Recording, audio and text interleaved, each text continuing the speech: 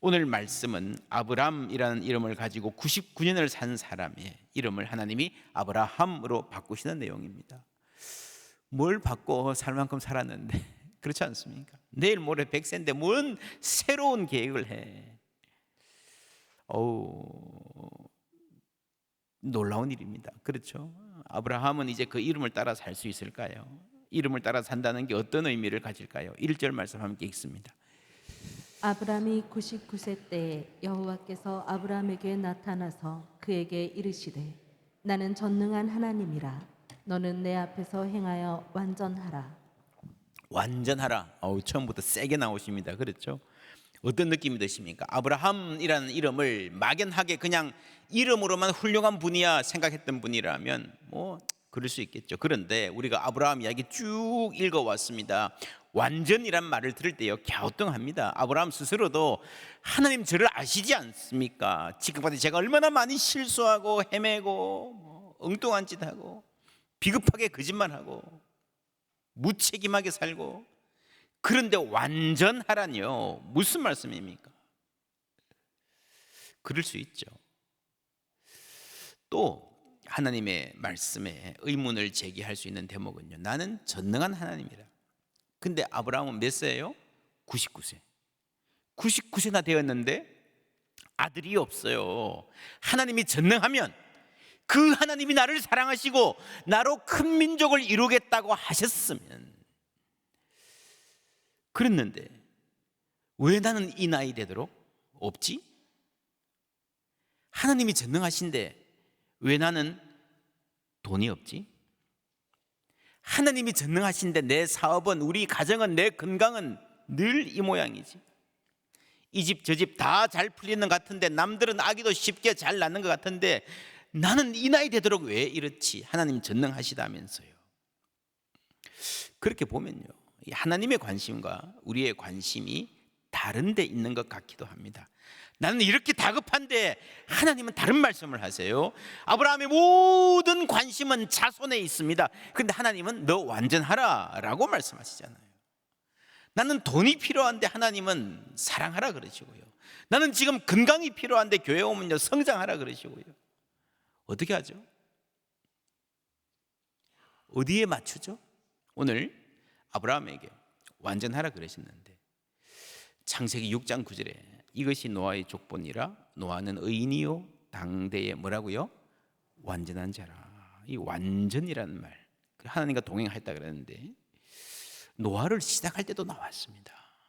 하나님은요, 우리 성경을 읽을 때 하나님이 야 정말 일관되시구나.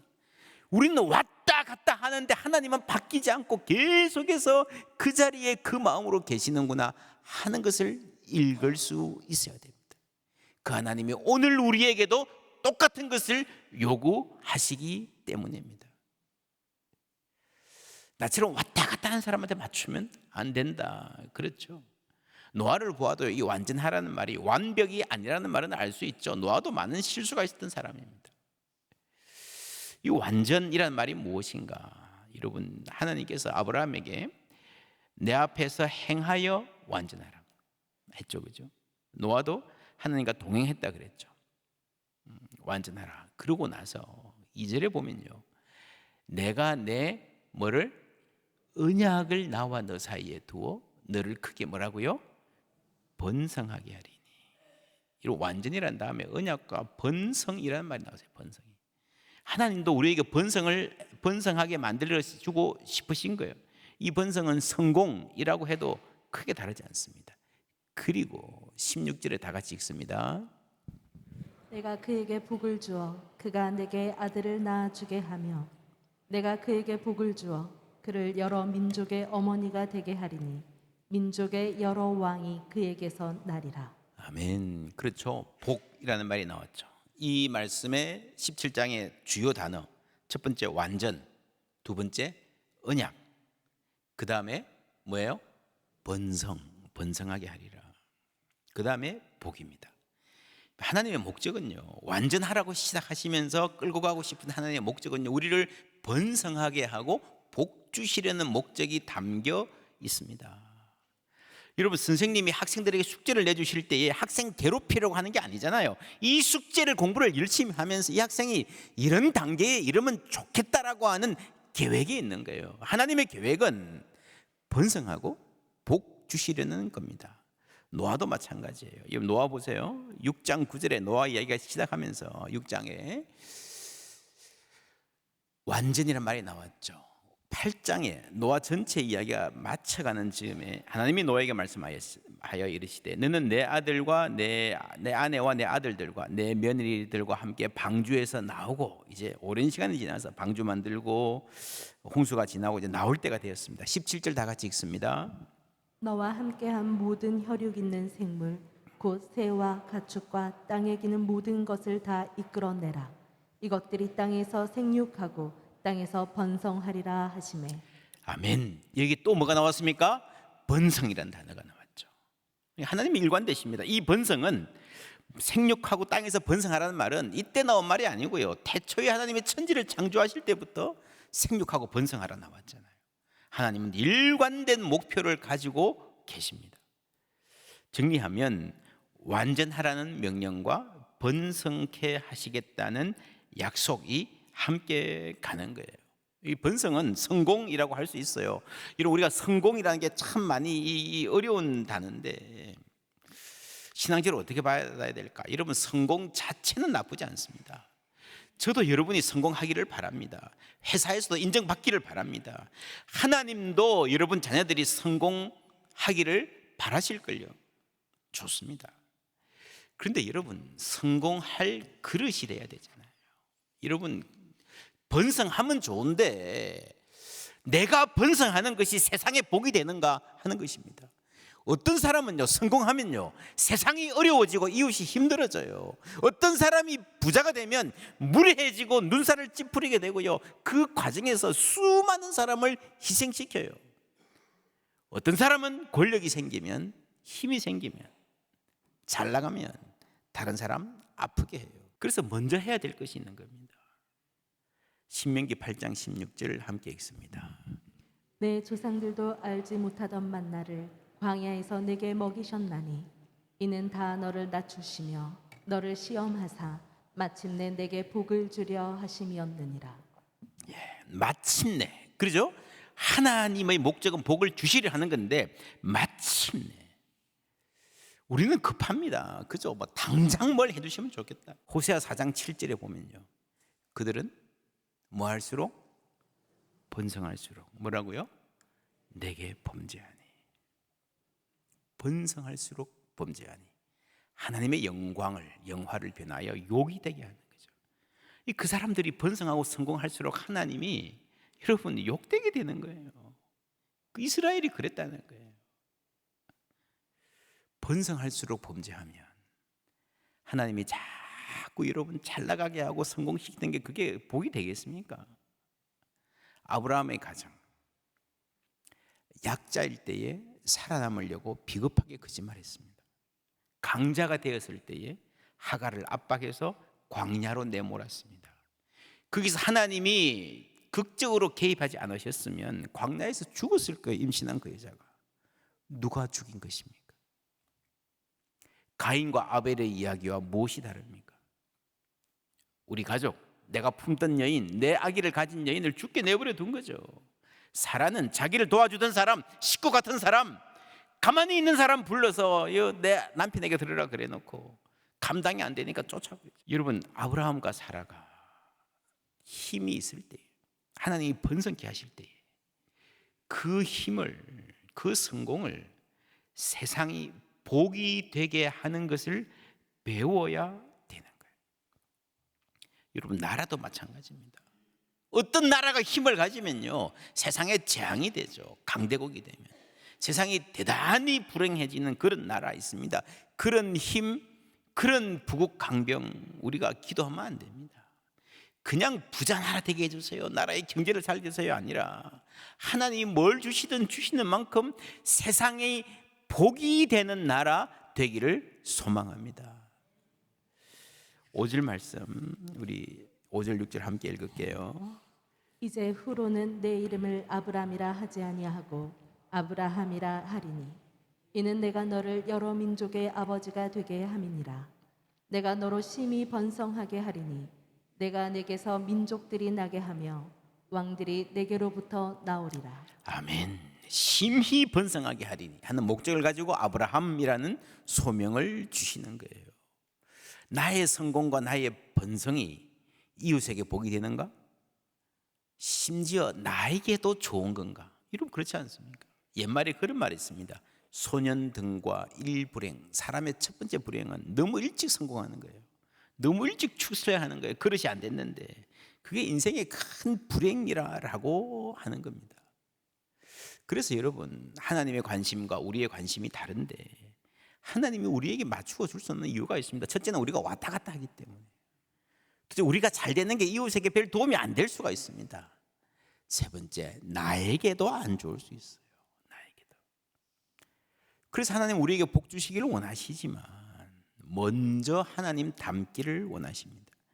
마태복음 5장 48절, 그러므로 하늘에 계신 너희 아버지의 온전하신가 같이 너희도 온전하라. 우리가 온전하지 않죠. 근데 오늘 말씀에 내 앞에서 행하여라고 해요. 여러분 온전을 향해서 가는 거예요. 그래서 우리가 그런 방향, 우리의 삶이 하나님을 닮아가는 방향을 향해 있으면 된 겁니다. 여러분 천천히 속 터지게 답답하게 가도 괜찮습니다. 그거 가르치려고요 하나님이 아브라함 99살까지 그렇게 두신 거예요. 그렇지 않습니까? 우리도 아직 멀었지만 괜찮습니다. 자신에게 실망할 때마다 그렇게 말씀하십시오. 하나님, 저 아직 멀었네요. 따라해 보시겠어요? 하나님, 저 아직 멀었네요. 그러면 하나님이 그래, 그래도 잘하고 있어. 내일은 좀 더 좋아질 거야. 할렐루야. 그러면 되는 거예요.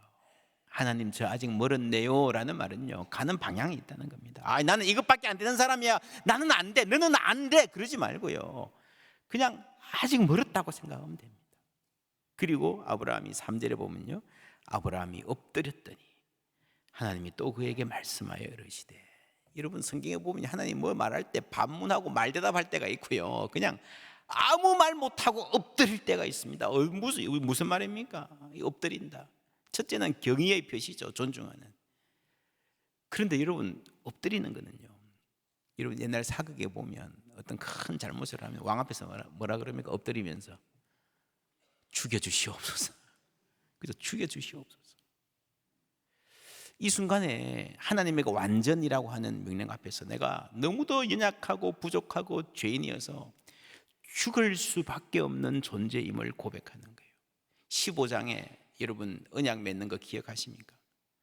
그때 여러분 하나님이 쪼갠 고기 사이로 지나가십니다. 하나님이 피를 흘리시는 거예요. 하나님 먼저 피를 흘리셨습니다. 17장에 와서는요 할례의 언약을 통해서 아브라함이 피를 흘립니다. 그렇죠? 이 할례는 남자의 생식기 표피를 베는 건데 피가 나죠. 사실은 이게 인간의 생식 능력에 인간의 희망, 우리의 희망이 달려있지 않다라고 하는 사실상의 죽음의 선언이 할례입니다. 사도 바울은 이를 좀 더 분명하게 말합니다. 고린도전서 15장 31절 함께 읽습니다. 형제들아, 내가 그리스도 예수 우리 주 안에서 가진 바 너희에 대한 나의 자랑을 두고 단언하노니 나는 날마다 죽노라. 아멘. 나의 자랑을 두고 단언하노니. 여러분 우리의 자랑이 내가 펄펄 살아있는 게 아니고요 내가 날마다 죽는 것이 자랑이라는 거죠. 왜냐하면 나의 소망은 나의 능력, 나의 지혜, 내가 가진 것이 아니라 하나님께 달려있기 때문입니다. 하나님의 언약에 달려있습니다. 그래서 여러분 성경을 보면 하나님이 결국 요구하시는 것은요 성숙이 아니라 죽음이다. 결국 아브라함이 여러분 이삭을 바칠 수 있는 믿음까지 달려가는데 하나님도 죽었고 아브라함도 죽었어요. 그 맥락에서 우리가 볼 수 있습니다. 그만큼 인간의 죄의 무게가 크다는 거죠. 무겁다는 거죠. 구주와 함께 나 죽었으니 구주와 나 함께 살았도다. 할렐루야. 주님과 함께 죽고 함께 사는 것, 그게 믿음인 겁니다. 할례의 언약은 그 안에 담는 겁니다. 여러분, 언약이 뭡니까? 언약보다 좀 가벼운 게 계약이죠. 계약도 여러분 중요합니다. 집에 무슨 일 있으면 야야 계약서 가져와봐. 이게 계약이 언제냐? 5년이네. 뭐 좀 안심해도 되겠네. 이 계약이 주는 안심이 있습니다. 언약이 주는 그 확신, 여러분 그걸로 살아가는 거예요. 하나님이 왜 아브라함의 이름도 바꾸시고 몸에 할례를 하게 하셨는가? 그 언약을 평생 잊어버리지 말라는 겁니다. 사람의 말은요, 우리가 잘 압니다. 무게가 없습니다. 정치하는 사람들 한 번 동지는 평생 동지 써붙여 놓고요, 좀 이따가 총선할 때 보세요. 또 싸우고 나가고, 그죠? 공천 안 주면. 그래도 인간 사이에서 가장 그래도 언약 볼 수 있는 게 결혼이잖아요. 죽음이 우리를 갈라놓을 때까지. 그렇죠? 인간과 인간이 할 수 있는 언약의 최대치가 뭔가 하면요, 죽음이 우리를 갈라놓을 때까지입니다. 근데 하나님과 나와의 언약은요, 죽음을 넘어서는 효력이 있는 줄 믿습니다. 주 안에 있는 나에게 딴 근심 있으랴. 내 주와 맺은 언약은 영불변하시니. 할렐루야. 영불변하시니. 하나님 우리와 영원히 함께 하실 줄 믿습니다. 2절 보시면 내가 내 언약을 나와 너 사이에 두었으니. 아브라함과 하나님이죠. 4절에 보라 내 언약이 너와 함께 있으니 너는 여러 민족의 아버지가 될지라 했습니다. 7절 함께 읽습니다. 내가 내 언약을 나와 너 및 내 대대 후손 사이에 세워서 영원한 언약을 삼고 너와 내 후손의 하나님이 되리라. 아멘. 나와 너 사이에 했던 이 언약이 대대 후손이 함께 포함되어 있는 언약이라는 거죠. 이스라엘의 신앙은요, 아브라함 안에 우리가 있었다는 겁니다. 이 아브라함의 믿음의 조상이라고 그럴 때 이 언약이 아브라함과 하나님과의 언약이 아니라 그 모든 자손, 믿음의 자손들과 하나님이 함께 언약을 맺으셨다는 겁니다. 그래서 여러분, 이 교회는요, 언약의 공동체입니다. 하나님께서 언약을 주셨기 때문에 그 언약 때문에 형성된 공동체입니다. 오늘 말씀에 12절에 너희의 대대로 모든 남자는 집에서 난 자나 또는 너희 자손이 아니라 이방 사람에게서 돈으로 산 자를 막론하고 난 지 8일 만에 할례를 받을 것이니라. 여러분, 아브라함의 핏줄만 할례 받습니까? 아니에요. 함께 그냥 그 집에 오게 된 사람 다 할례를 받으라 그랬습니다. 심지어 돈으로 산 자 뭡니까? 노예예요, 노예. 노예도 언약 백성이고 할례를 받으라 그랬습니다. 그렇죠? 여러분, 그래서 이스라엘의 핏줄 그거 아니에요. 피는 물보다 진하다 그러지만 여러분, 이 혈연을 넘어서지 못하면요, 세상에 소망이 없습니다. 피는 물보다 진하다 아니에요. 언약은 피보다 훨씬 더 소중합니다. 그래서 피를 흘려서 언약을 맺으시는 거예요. 우리에게 생명을 주시는 겁니다.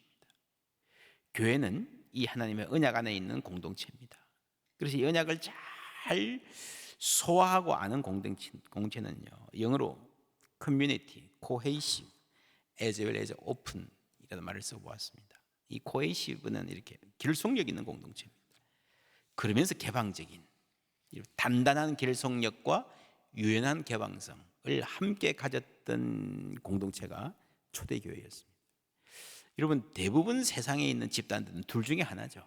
우리끼리 잘해보자, 잘 뭉치는 집단, 그것만 잘해도 괜찮아요. 근데 그거 하는 친구들은요, 이렇게 배타적입니다. 다른 사람 안 끼워줍니다. 자기들만 잘났습니다. 개방적인 공동체는 퍼석하죠. 그냥 왔다 갔다 마음대로. 근데 초대교회는 정말 신기하게도 단단한 결속력과 유연한 개방성을 함께 가졌던, 그러니까 우리끼리만 서로 지극히 사랑하면서도, 목숨 바쳐 서로 사랑하면서도 우리끼리만 잘 되자 하는 공동체가 아니었다는 거죠. 그것이 교회가 본래 가졌던 힘입니다. 15절 16절. 하나님이 또 아브라함에게 이르시되 내 아내 사레는 이름을 사레라 하지 말고 사라라 하라.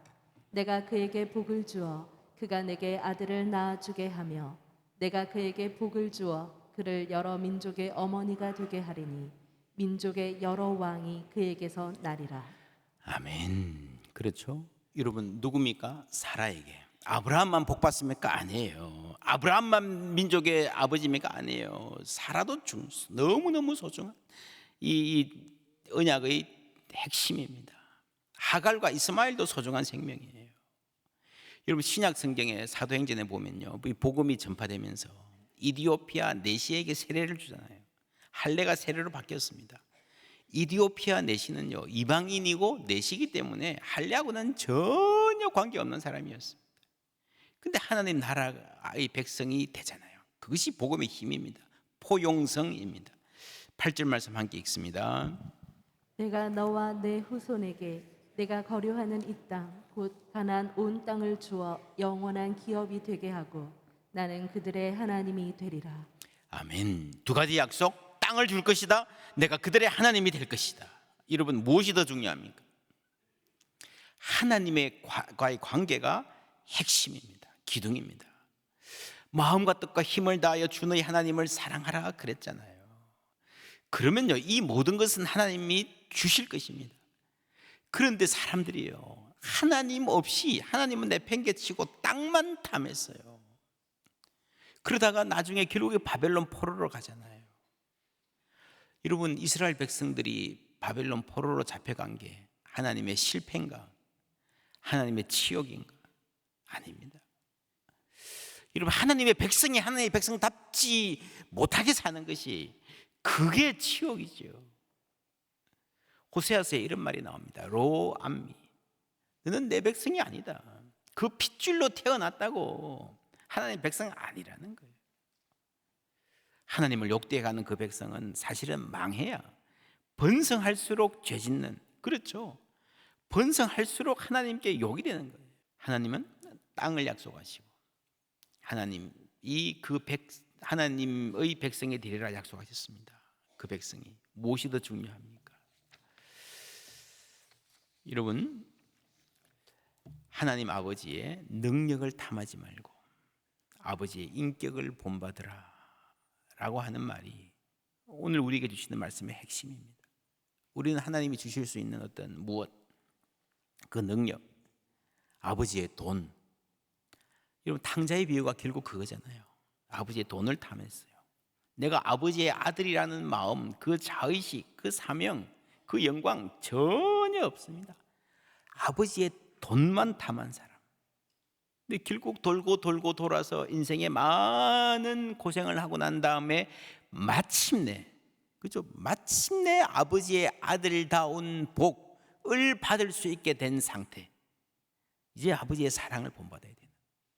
그 아버지가 그 사랑으로 아들을 품어 주시는 겁니다. 완전하지 못할 수는 있겠으나 하나님 내가 또 실수는 하겠으나 이거 하나 하나님 앞에서 행하는 것 놓치지 않겠습니다. 그런 고백이 있었으면 좋겠습니다.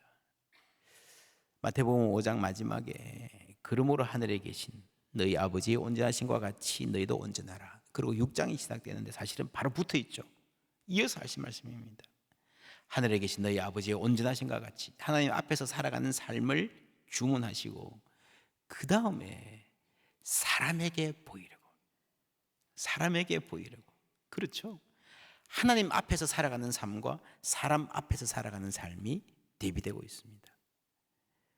그러면 너희 아버지께 상을 얻지 못하느니라. 아무리 여러분 경건한 노력을 하고요, 뭐 선행을 해도요, 사람에게 보이려고 아무 의미 없다는 겁니다. 사람에게 보이려고. 여러분 다른 사람의 평가에 좌우되는 삶처럼 비참한 삶이 없습니다. 많이 하고도요 열매가 없습니다. 그래서 우리가 서야 될 자리는 언제나 하나님 앞인 줄 믿습니다. 다른 사람들이 나를 어떻게 볼까? 라고 하는 생각, 우리가 완전히 떨칠 수는 없겠지만 점점 더 지금 내가 하나님께 어떻게 보일까? 하나님 앞에서 행하는 사람 되기를 축복합니다. 주님, 제가 아버지입니다. 이 말도 마찬가지예요. I'm a father. 이거 별거 아니에요. 그 앞에 있는 주님. 제가 아버지입니다. 근데 그 고백을 주님 앞에서 할 때에 내가 누군지, 내가 누구여야 하는지 그 진리를 알게 되는 겁니다. 하나님 앞에 서는 것입니다. 하나님의 뜻대로 살아가는 것입니다. 그럴 때에 우리 부족하지만 완전을 향해서 아버지의 온전하신과 같이 온전할 수 있는 그 자리를 향해서 한 걸음 한 걸음 걸어갈 힘 역시 주실 줄 믿습니다.